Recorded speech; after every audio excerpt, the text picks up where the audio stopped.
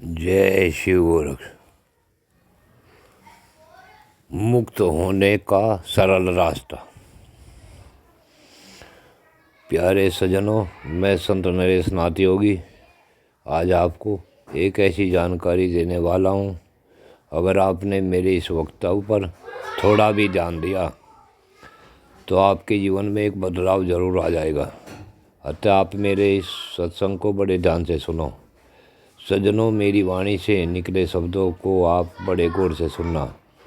मैं इस वक्तव्य को सद्गुरु के आशीर्वाद और इष्ट देव सूर्य नारायण की कृपा से आपको कुछ समझाने का प्रयास कर रहा हूँ। अब मैं अपनी बात शुरू करता हूँ। प्रिय बंधुओं, मनुष्य जब तक पूर्णतः शुद्ध नहीं हो जाता उसे प्रभु कृपा प्राप्त नहीं होती। अगर हम अपने बाहर के आवरण को यानी कि अपने शरीर को शुद्ध जल से स्नान के द्वारा साफ कर साफ स्वच्छ सुथरे वस्त्रों को पहन ले तो भी हम पूर्ण शुद्ध नहीं होंगे। हमारा तन मन धन जब तक तीनों शुद्ध नहीं हो जाते तब तक हम प्रभु की कृपा के पात्र नहीं हो पाते। अतः शरीर को तो हमने शुद्ध कर लिया, मन और धन कैसे शुद्ध हो इसे भी सुनो। हमारे मन में ईर्ष्या, द्वेष, नफरत, लोभ, मोह, अहंकार आदि भरे हुए हैं। अगर हम किसी से प्यार करने लगते हैं तो उसकी गलत बातें भी हमें, उसके गलत कार्य भी हमें दिखाई नहीं देते, या इस प्रकार कहे कि हम अपने प्यारे की गलतियों को भी नज़रअंदाज कर देते हैं। और अगर कोई हमारा शत्रु हमारे सामने कितनी भी अच्छी बातें बताए, कितनी भी सच्ची बातें कहे, उन्हें हम सुनना भी पसंद नहीं करते, जबकि ऐसा होना ही नहीं चाहिए।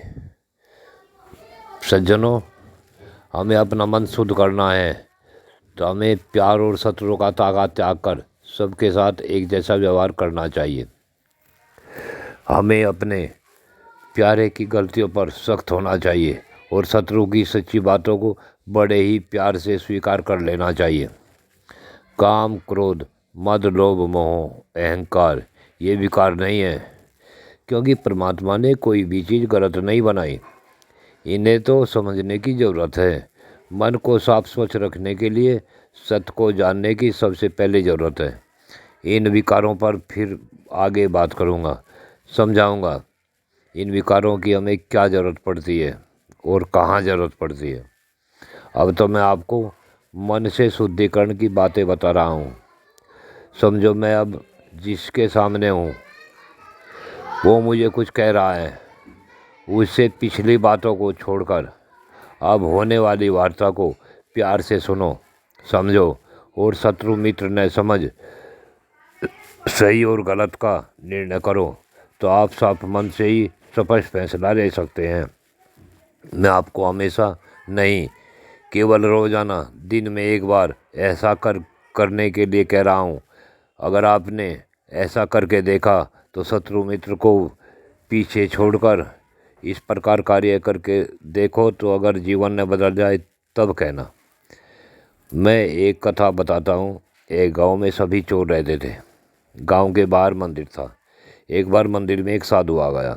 गांव वालों ने सोचा गांव में ये साधु का भोजन जाना चाहिए, परंतु कौन लेकर जाए। तो जो भोजन लेकर जाएगा वह साधु की संगत में जाते ही चोरी करना छोड़ देगा। तभी एक नौजवान लड़का बोला, एक बांस के अगले हिस्से से भोजन बांध कर मैं ले जाऊंगा और साधु के सामने दूर से ही बांस को झटक दूंगा। भोजन साधु तक पहुंच जाएगा और हमें साधु का संग भी नहीं करना पड़ेगा। अब तो बांस के द्वारा वह लड़का साधु को भोजन देकर आया तो साधु ने अगले समय बांस पकड़ लिया और लड़के से पूछा, आप ऐसा क्यों करते हैं। लड़का बोला, महाराज जी, हम चोर हैं, आपकी बातों को हमें नहीं सुनना। हम चोरी, अगर आपकी बातें सुनी तो हम चोरी छोड़ देंगे, इसलिए हमें आपकी बातें सुननी ही नहीं। तो साधु बोला, बेटे, मैं तुम्हारी चोरी नहीं छुड़वाना चाहता, परंतु मेरी बात सुन। तुम चोरी करना रोज़ करना, परंतु चोरी करते समय जब तुम बाहर चोरी करने जाओ और कहीं तुम्हें कोई फल का पेड़ भी दिखाई दे और जिस फल को तुम जानते ही नहीं उसे खाना मत। और दूसरी बात, चोरी तो करना परंतु झूठ मत बोलना, सदा सत्य बोलना। लड़का वापिस चला गया और उसी रात वे एक राजभवन में राजभवन में चोरी करने अपने साथियों के साथ चला। राज के बाहर एक पेड़ पर फल लगे थे। सभी चोर भूखे थे, फल तोड़ खाने लगे, परंतु लड़के ने फल तो तोड़े, तभी उसके साधु की बताई बात याद आ गई। साधु की बात याद आने पर उसने वे खाए नहीं, अपनी जेब में रख लिए। इन फलों के नशे में सभी चोर साथी अचेत हो गए। वह अकेला राजा के महल में घुस गया और अंदर राजा की लड़की के कमरे में चला गया। लड़की सो रही थी। वह सामान उठाने लगा तो आवाज़ सुन लड़की जाग गई और बोली, कौन हो? लड़के ने साधु की बात याद रखी और बोला कि मैं चोर हूँ। अब लड़की ने सोचा, भला चोर ये थोड़े कहता है मैं चोर हूँ, कोई महल का ही आदमी होगा, और वह फिर आंख बंद कर लेट गई। परंतु जब चोर ने लड़की के पास ही रखे हुए जेवर उठाए तो लड़की फिर बोली, कौन हो? लड़का फिर बोला, मैं चोर हूँ। तो लड़की ने शोर मचा दिया और लड़का पकड़ा गया। सुबह दरबार में लड़के को राजा के सामने लाया गया। तो राजा ने पूछा, तुम कौन हो? तो लड़के ने कहा, मैं चोर हूँ। राजा बोला, भला कोई चोर अपने को चोर कहता है? तो तुम अपने को चोर क्यों बता रहे हो? अब तो लड़के ने साधु की सारी बातें राजा को बता दी और जेब में रखे फल भी राजा के सामने रख दिए। तो राजा ने सच बोलने वाले लड़के की शादी अपनी लड़की से कर दी। यह सब कुछ मन की शुद्धि के कारण ही तो संभव हुआ। सत बोलने, सत विचारने, सत करने से मन शुद्ध और सात्विक हो जाता है। अब बताता हूँ धन शुद्ध कैसे हो, सुनो। एक वकील के पास वेश्या ने कहा, वकील साहब, मैंने किसी को नहीं मारा, वह मारा तो किसी और ने, लेकिन वह मेरे नाम लग गया। वकील ने 10,000 रुपये मांगे, वेश्या ने दे दिए। उन रुपयों को लेकर वकील ने अपनी पत्नी को दे दिए। वकील की पत्नी बहुत साधारण घरेलू महिला थी।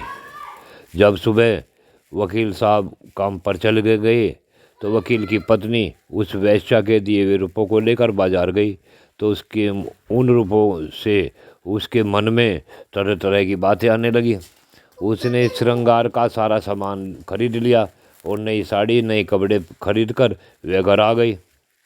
उस साधारण रहने वाली महिला ने पूरा श्रृंगार किया, बाजार से लाए हुए भड़कीले वस्त्रों को पहना। जब शाम के समय वकील साहब आए तो बोली, पतिदेव देखिए मैं आज आपको कैसी दिख रही हूँ। तो वकील साहब बोले, ये सब सामान कहाँ से आया है? तो पत्नी बोली, बाजार से लाई हूँ।